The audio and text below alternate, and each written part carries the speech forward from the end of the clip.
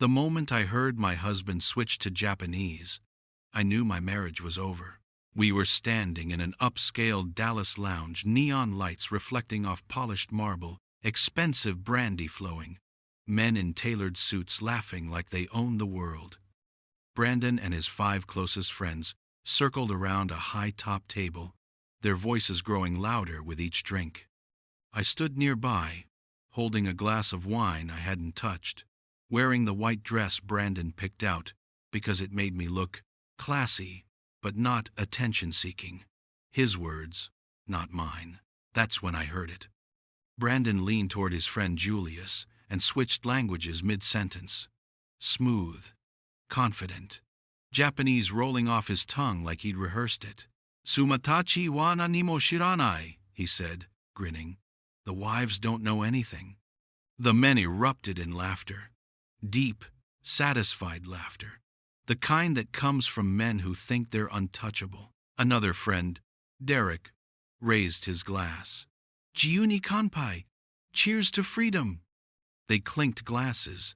Their eyes sparkled with arrogance. Brandon added, still in Japanese, Kanisha wa yasashi, keido totemo atama ga yokunai. Kanojo wa keshite kizukanai. Kanisha is sweet, but not very smart. She'll never catch on. My chest tightened. My hand instinctively moved to grip my wineglass harder, knuckles white against the stem. They kept going. Marcus laughed. Tsumatachi wa mo toshi o totte iru. Wakai hosei no ho ga tanoshi. The wives are getting old. Younger women are more fun. Brandon nodded enthusiastically. Kanojo wa isogashikute. Seiseki o hyoka suru koto ni muchu da. Watashi ga nani o shite iru ka wakaranai. She's too busy grading papers. She has no idea what I'm doing. Another man chimed in, voice slurred from alcohol. Hoteru no heya o yoyaku shita. Kinyobi. I booked a hotel room, Friday. They roared again. Proud. Shameless. Certain.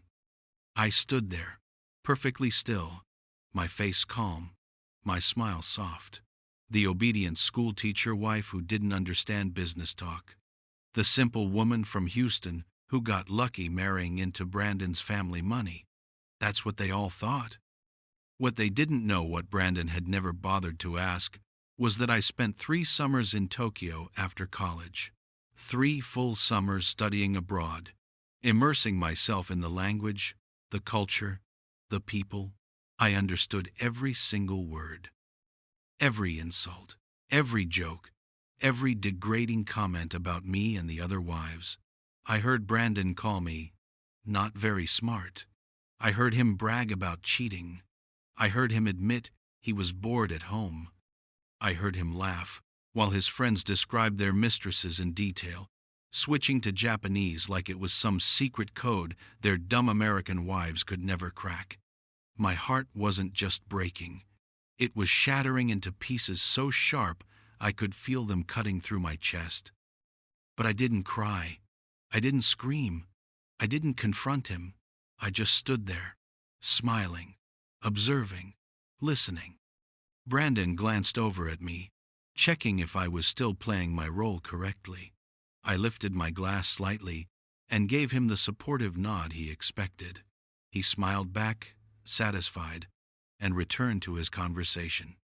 The men kept talking, kept laughing, kept celebrating their brilliance, and I kept listening.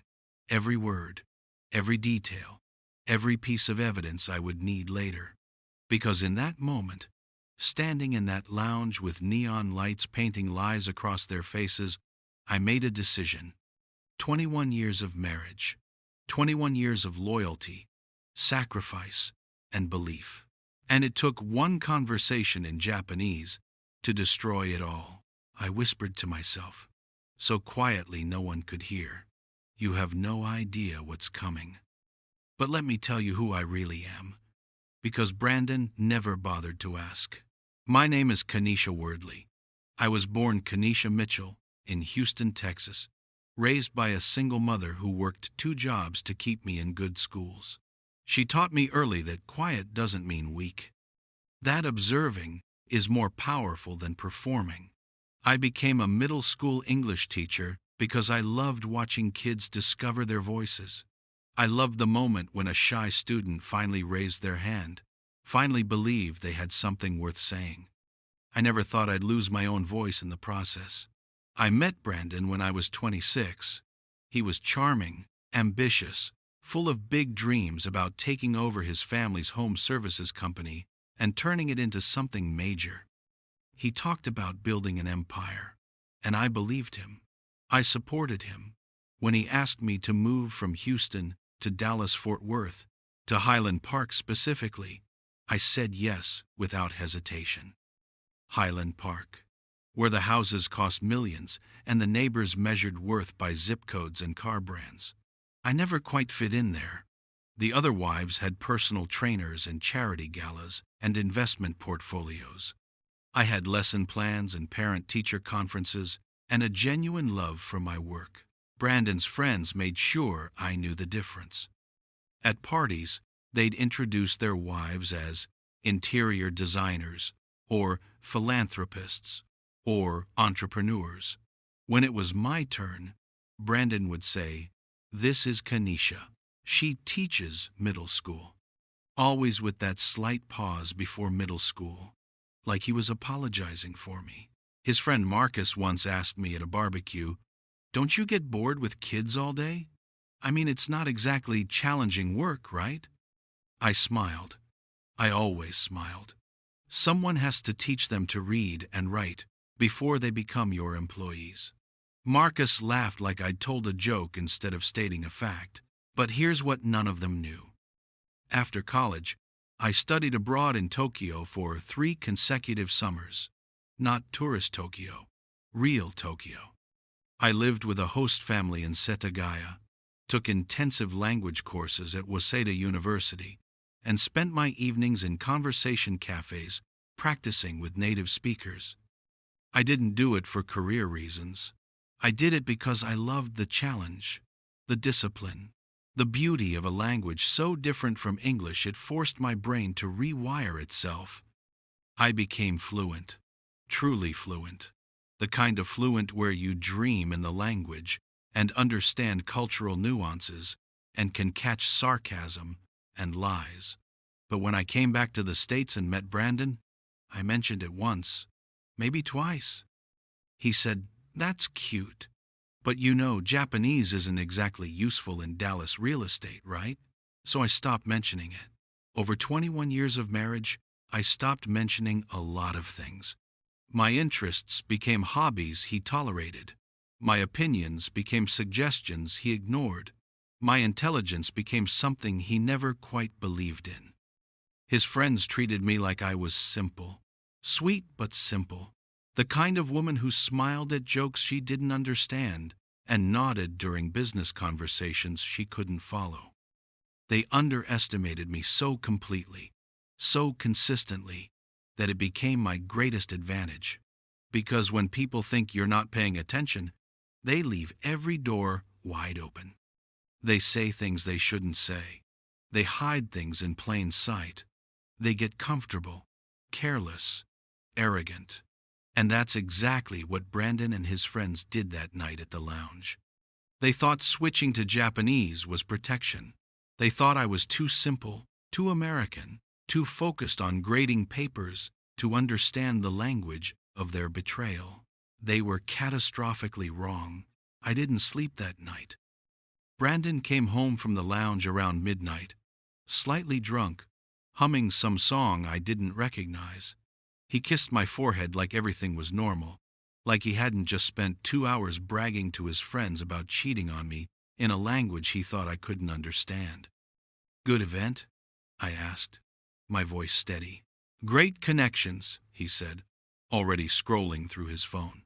"These guys are going to help take the business to the next level." "I'm glad," I said. He fell asleep within minutes. Deep, peaceful sleep. The sleep of a man with no conscience. I lay beside him, staring at the ceiling, replaying every word I'd heard. She'll never catch on. The wives are getting old. I booked a hotel room. Friday. At 2 in the morning, I got up. Quietly. Carefully. Brandon's phone was charging on his nightstand. Face down, like always. I'd never checked it before. Never felt the need. 21 years of trust doesn't disappear overnight. Except it just had. I knew his passcode. Our anniversary. He'd never changed it because he never thought I'd look. My hands trembled as I unlocked the screen. I started with his messages. Nothing obvious at first. Work threads, group chats about sports, normal husband stuff. Then I found it. A group chat called The Circle. 6 members. Brandon and his 5 friends from the lounge. I scrolled up. Weeks of messages. Months, maybe. My stomach turned as I read. Just booked the Ritz for Thursday. Blonde from the gym confirmed. My girl wants Chanel. Worth it though. Wife thinks I'm in Austin for work. Kenesha's buried in parent conferences all week. Easy cover. Another friend. Your wife still doesn't suspect anything? Nah. She's too busy with her little teaching job. Plus, she's not exactly detective material. They used Japanese phrases throughout. Code words. Hotel names written in katakana. Dates disguised as business trips. They thought they were untouchable.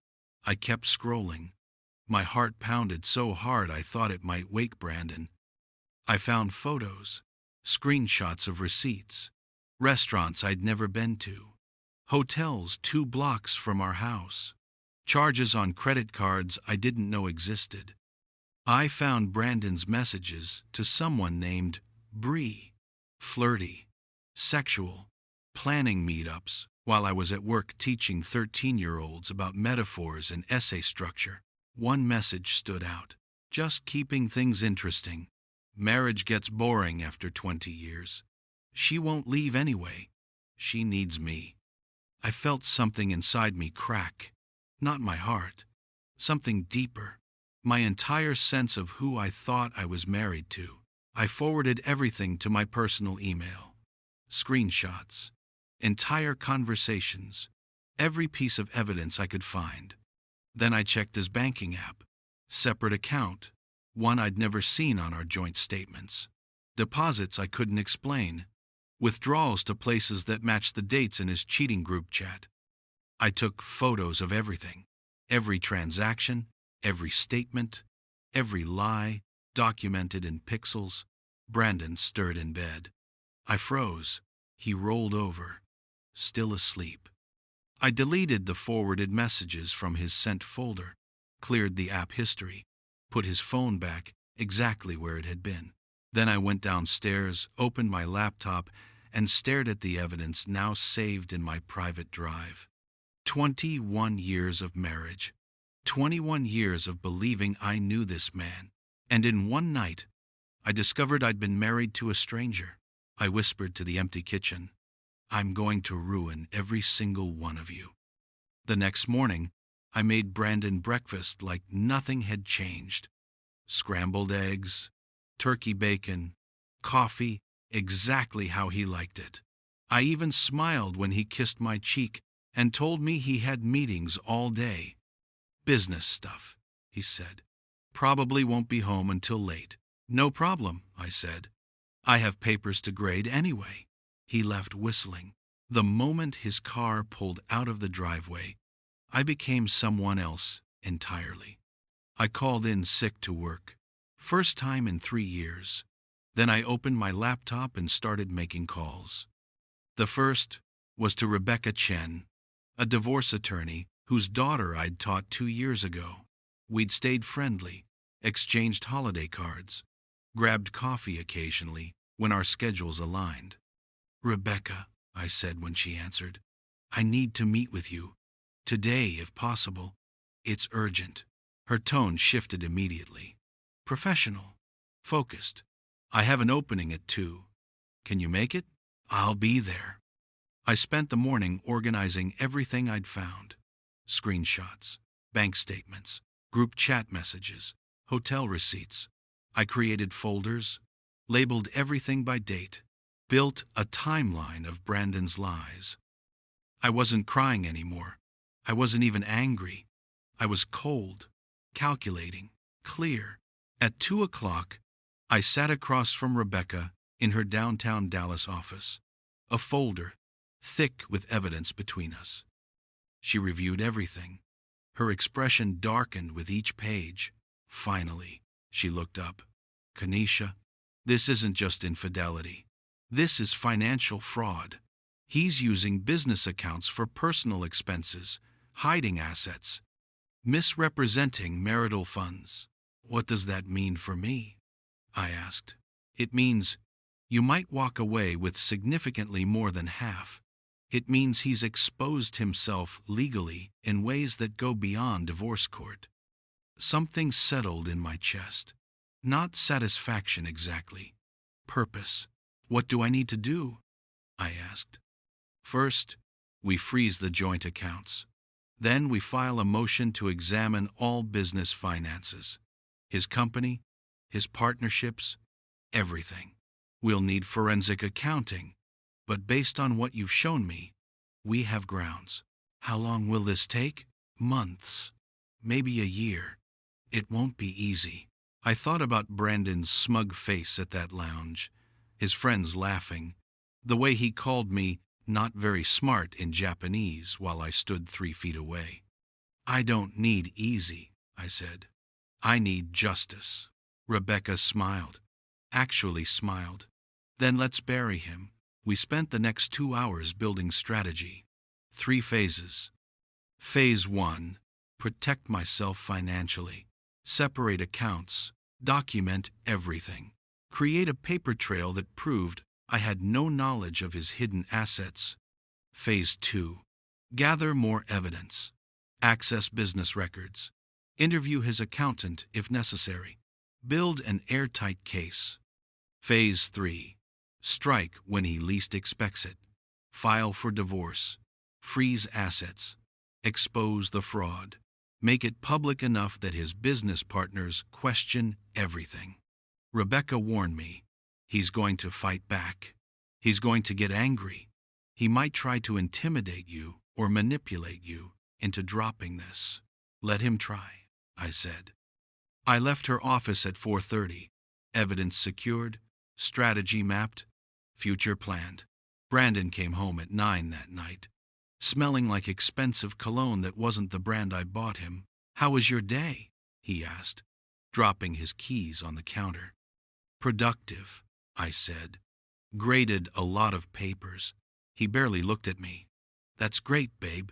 He had no idea I'd just spent 7 hours dismantling his entire life. He scrolled through his phone, laughing at something in his group chat, and I smiled. Because quiet women don't just plan revenge. We execute it perfectly. 3 weeks into my silent war, something unexpected happened. I was grading essays at the kitchen table on a Tuesday afternoon when my phone buzzed. Unknown number, Dallas area code. I almost didn't answer, but something told me to pick up. Is this Kanisha Wordley? A woman's voice. Young, nervous, trying to sound confident but failing. Yes. Who's this? Silence. Then, my name is Bree. I think we need to talk about your husband. My heart stopped. Bree. The name from Brandon's messages. The woman he'd been seeing while I taught kids about literary analysis and thesis statements. I kept my voice steady. Curious, but not suspicious. I'm sorry. Do I know you? No, but I know Brandon, and I know he's been lying to you. She paused. He's been lying to me too. This was it. The moment I could explode, scream, demand answers. Instead, I played dumb, exactly like Brandon expected me to be. I don't understand, I said softly. What are you talking about? He told me he was getting divorced, that you two were separated, that he was just waiting for the paperwork to finalize. Her voice cracked. But I saw pictures of you two at some charity event last week. You looked very much married. I closed my eyes. That charity gala. Brandon insisted I attend. Said it was important for his business image. Made me wear a dress that cost more than a month of my salary.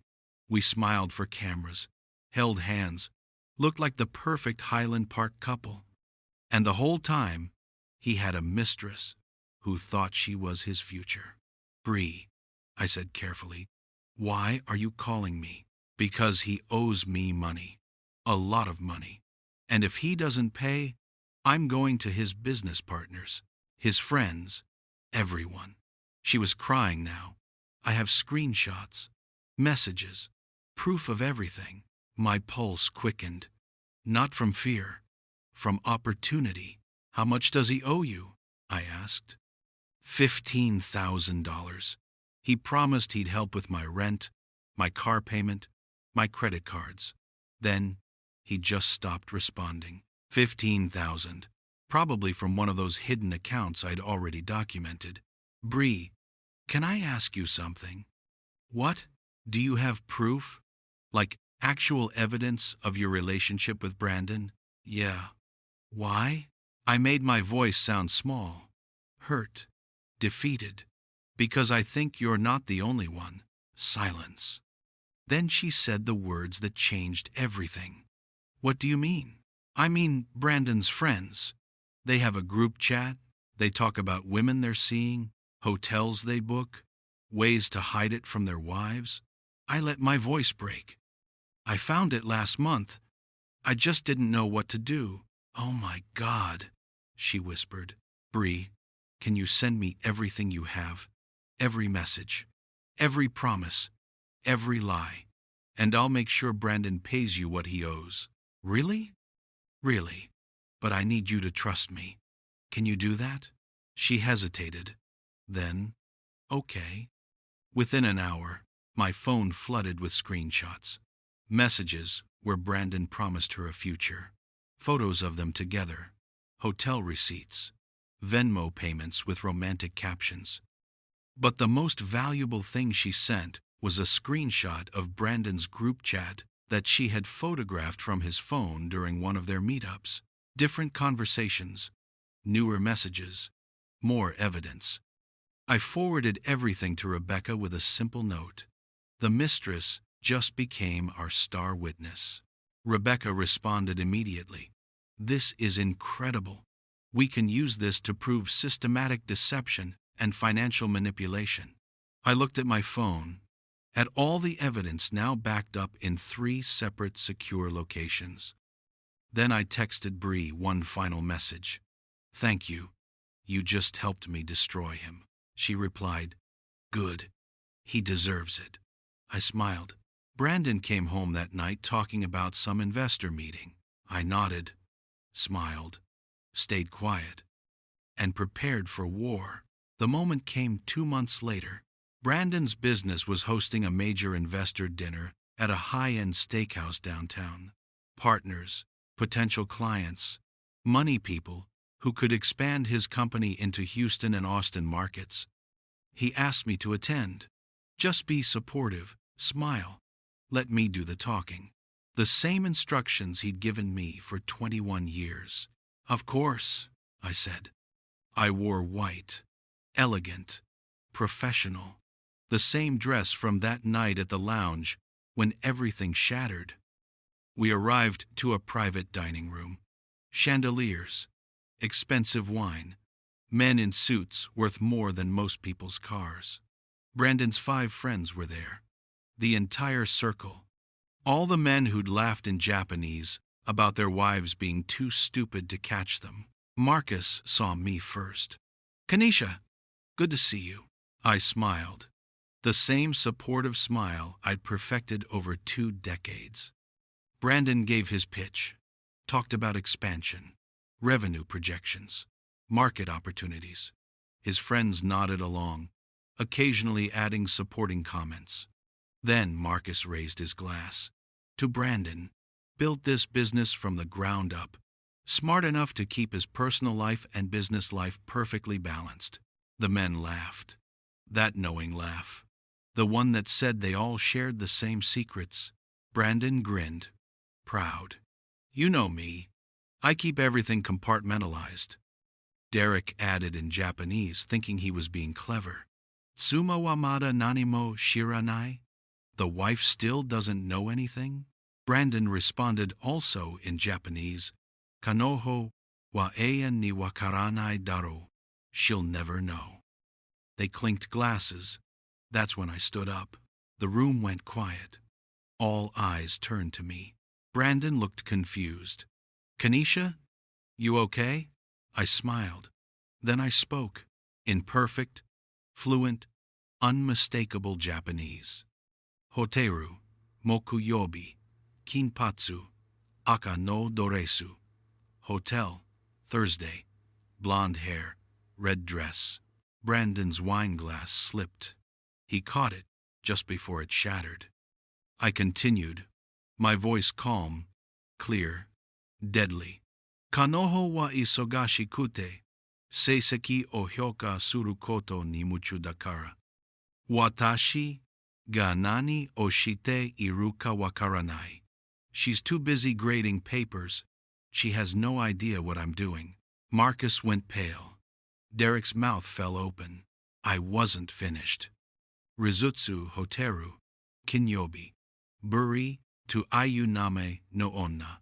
Ritz Hotel, Friday. Woman named Bree. I turned to face Brandon directly. Sengo hayaku doru.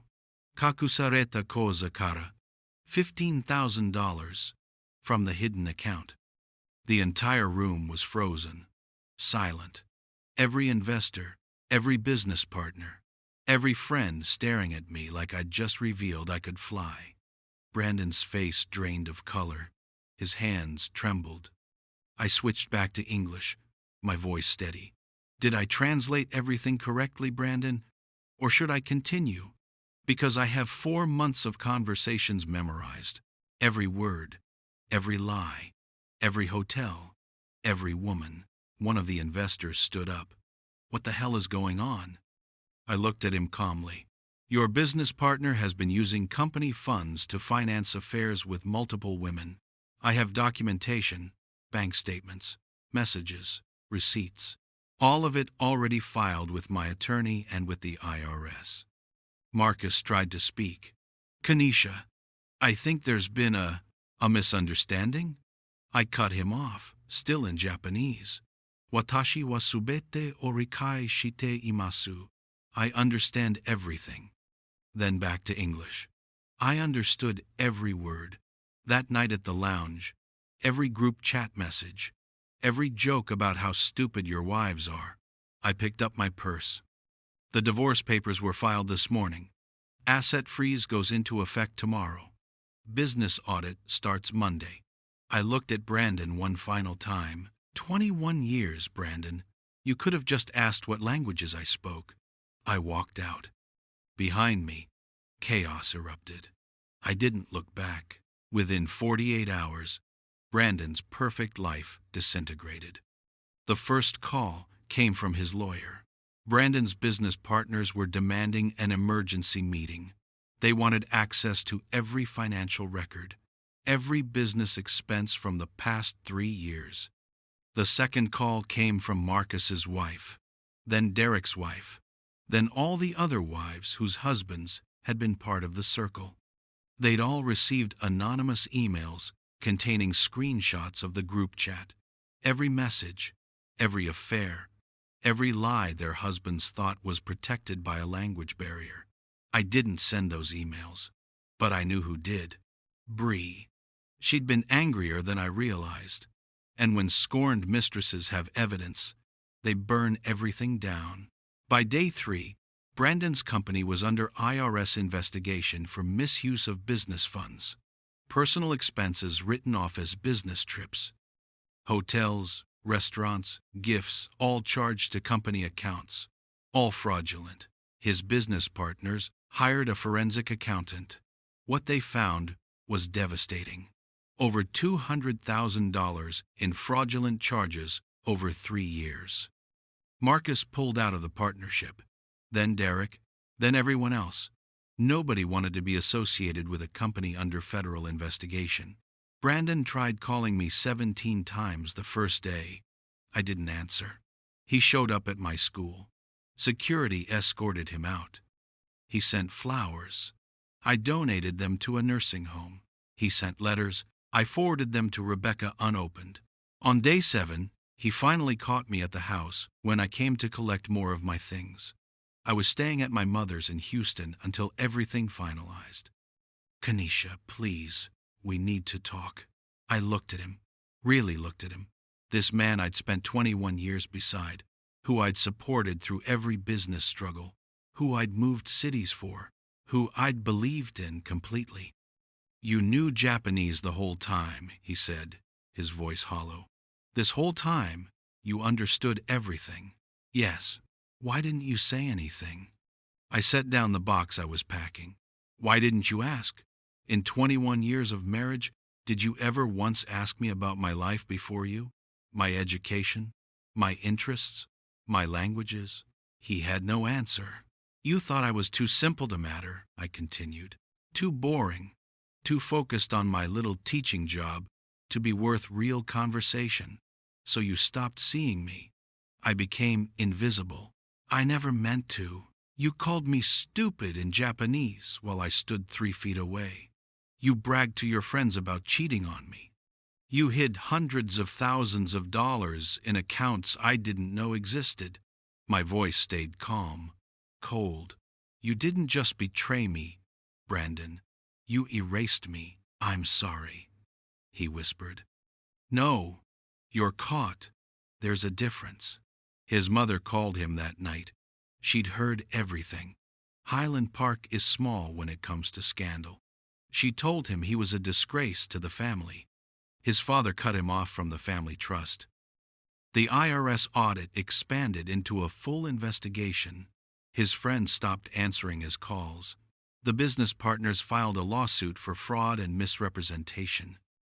Everything Brandon built, his reputation, his company, his social status, his financial security, collapsed like a house of cards. And through it all, I remained calm, strategic, focused. Rebecca called with updates. The forensic accountant found more hidden assets. You're going to walk away with over 60% of everything. Good, I said, because this wasn't just about money. It was about respect, dignity, justice.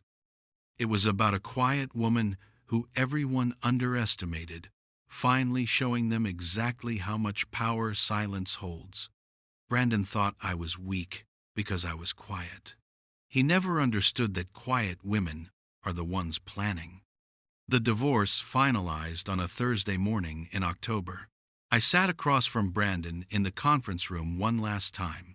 He looked smaller than I remembered, tired, defeated.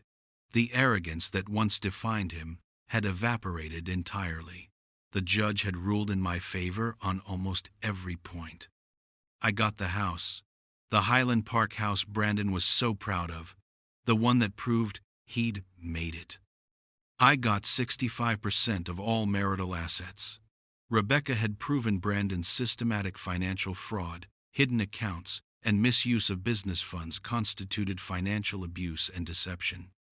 I got alimony, substantial monthly payments that would support me comfortably for years. Brandon got debt, legal fees, IRS penalties, a business that no longer existed, friends who'd turned on him the moment the scandal broke. His lawyer looked exhausted. Mine looked satisfied. Brandon signed the papers without fighting. He had nothing left to fight with. As we left the courthouse, he stopped me on the steps. Can I ask you something? I waited. When did you decide to destroy me? Was it that night at the lounge? Or had you been planning this longer? I looked at him, really looked at him, and I realized I didn't feel anger anymore, just clarity.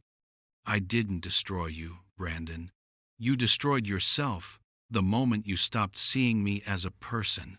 The moment you decided I was too simple to respect, too boring to be faithful to, too stupid to notice. I never thought you were stupid. Yes, you did. You said it in Japanese. Multiple times. You just didn't think I'd understand. He had nothing to say to that.